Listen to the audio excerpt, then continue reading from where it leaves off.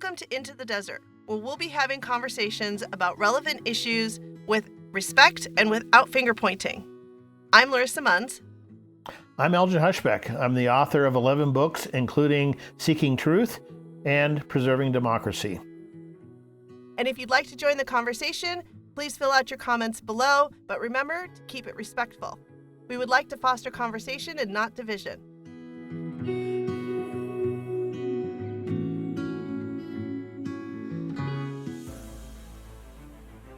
An infamous American, John C Calhoun. One of the great errors in history is to believe that nothing ever changes. When the Constitution was written, many, including some slaveholders, saw slavery as wrong, if not evil. They struggled with how to deal with it. With the growing abolitionist movement, they assumed, or at least hoped, that slavery would disappear in the coming decades.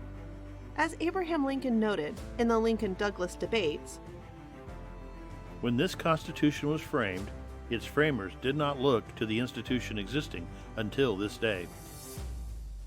They were wrong. What happened? As Lincoln went on to say, By the invention of the cotton gin, it became a necessity in this country that slavery should be perpetual. Because of this and other changes, attitudes in the South changed. Perhaps the greatest defender of that change was John C. Calhoun. Born in South Carolina, Calhoun was active in politics from his election to the House of Representatives in 1810. He served as Secretary of War, Secretary of State, was Vice President for both John Quincy Adams and then Adams' political opponent and successor, Andrew Jackson.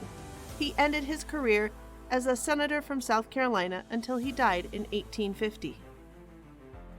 For Calhoun, slavery was not a necessary evil, but a positive good. He rejected the Declaration of Independence, for he recognized the transformational quality of its claim, that all men are created equal, that they are endowed by their Creator with certain unalienable rights, that among these are life, liberty, and the pursuit of happiness. The problem was he did not like the transformation he was seeing. During the summer of 1848, the Senate debated a bill establishing a government for the Oregon Territory. This territory was much larger than the current state, covering the northwest coast eastward into present-day Montana and Wyoming. Whether a new territory or a new state, the issue of slavery always came up. Would this area be slave or free? In his speech on the bill, Calhoun argued against the erroneous claim all men are created equal found in the Declaration. He argued the error had germinated and was now producing fruit, that is, limits on slavery. We now begin to experience the danger of admitting so great an error to have a place in the Declaration of our independence. For a long time it lay dormant, but in the process of time it began to germinate and produce its poisonous fruits. From a historical perspective, it is important to note Calhoun's rejection of the Declaration of Independence because of its claim that all men are created equal. He called it a great error. Later, some like Stephen Douglas in the Lincoln-Douglas debates would attempt to reconcile the Declaration's claim with the existence of slavery by claiming the men in the statement only included white men.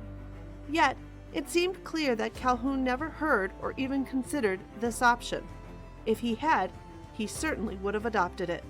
Calhoun believed the Declaration's claim did include all men, which, being a racist, is why he considered it so great an error to have a place in the Declaration of our independence.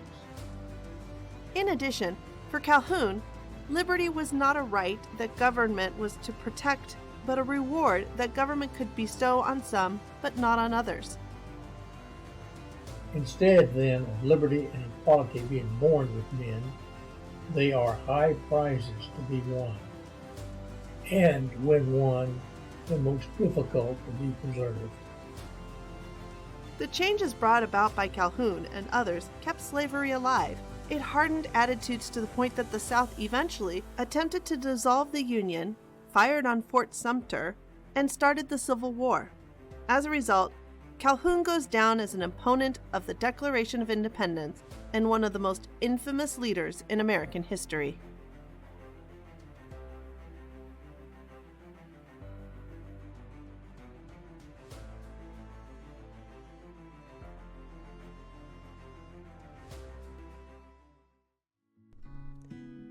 Thank you for listening to Into the Desert, exploring the wilderness of thoughts.